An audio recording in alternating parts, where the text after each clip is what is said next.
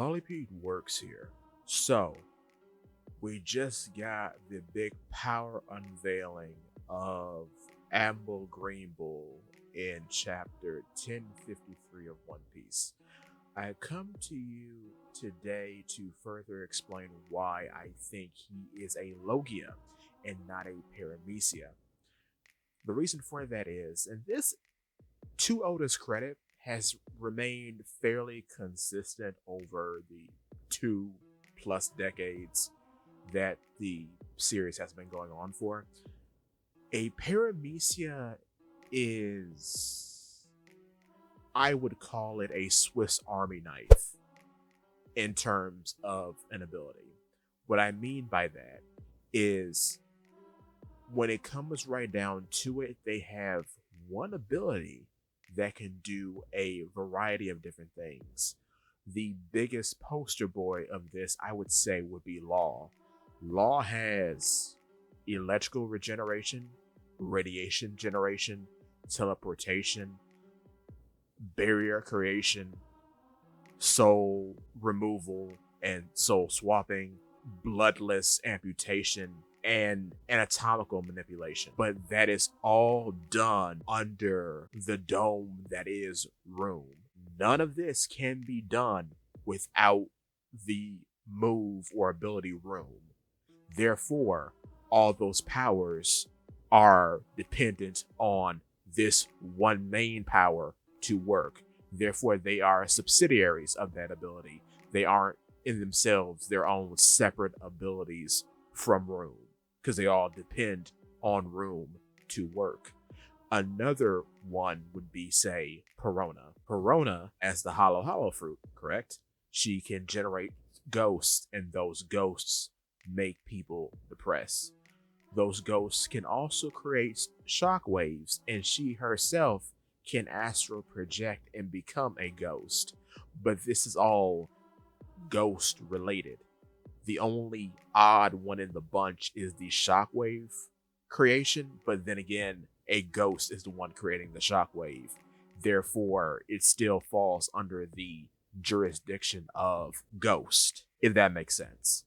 Now, with a Logia fruit, there's a bit of a difference. A Logia can have active abilities, passive abilities, and abilities that are very loosely related to their element, but can operate very much so independently from them doing any element related activity. For example, let's take Crocodile. Crocodile is a sand fruit user, right? He ate the sand fruit. He can create, control, and generate sand. However, in having those abilities, he can also dehydrate people or dehydrate anything that isn't metal and suck the moisture out of it. Does that have anything to do with sand? If you put sand on your arm, does the sand dehydrate the moisture from your arm? No. That's something completely unrelated. Another unrelated ability that doesn't really get brought up a lot, but it's a very funny one. He's immune to heat, as in he can walk around in the desert climate of Alabasta wearing a fur coat. And you get this with a lot of Logia. A lot of these sort of passive abilities are kind of related, but not really. Like how Ace can passively emit so much heat that it stops snowing on a snowy island during his stead there. So yeah, you have passive abilities like that, and then we find out with Greenbull a little earlier on, like in his first silhouetted introduction during the leveling, was that he passively doesn't need to eat. And people assume, which is pretty obvious now, is that the reason why he doesn't need to eat is because his body passively undergoes photosynthesis. In the chapter 1053, when we see Greenbull in action, several things are implied. Number one, flora. The flora that Greenbull creates can also create fungus. I know that was a very small panel, but you do see a mushroom in the forest that has now become the once barren wasteland that was the Udon prisoner mine, which implies that This is a totally natural occurrence. He also has an ability in which that he sucks out the nutrients from people, much like crocodile, but he can also absorb just liquid from anything. I wouldn't call that a separate ability, but I would call that something a bit more extravagant than just making plants. Also, the level of output that he makes it casually is unlike any other paramecia we've seen.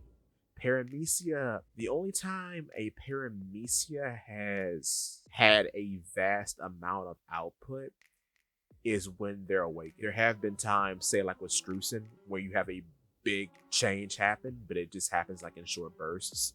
There has never been a time in which a paramecia has overtaken a landscape so completely and drastically without effort. That is exclusively a Logia-ism. Only Logia have ever done that. We've seen that several times. We've seen it in Alabasta. We saw it in Punk Hazard, where the state of Punk Hazard was the literal aftermath of two Logia duking it out. It's been theorized that the reason why Enies Lobby is always sunny is because of Kizaru's influence. So I say that to say, due to Oda showing off how the landscape has changed from being a barren wasteland to a lush forest, and how when we see greenbull walking away at the end of the chapter, how he's literally leaving a trail of grass behind him as he advances forward, and again a barren wasteland, or what was once a barren wasteland, this is implying that he can effortlessly change the environment around him, which is exclusively a Logia type ability. Only Logia consistently have done this type of effect on a landscape consistently and completely. No other fruit has done this. Even if you look at Film Z with Benz, the weird pink ninja under Zephyr, right? Benz could only manipulate plants that were in existence, meaning he could affect their growth. He couldn't literally create plants. He can only influence plants. Like I alluded to in another video, I wouldn't be surprised if greenbull could also duplicate himself, as say grow another one of him and sort of team attack an opponent. But yeah, that's all I wanted to say, and catch you around later.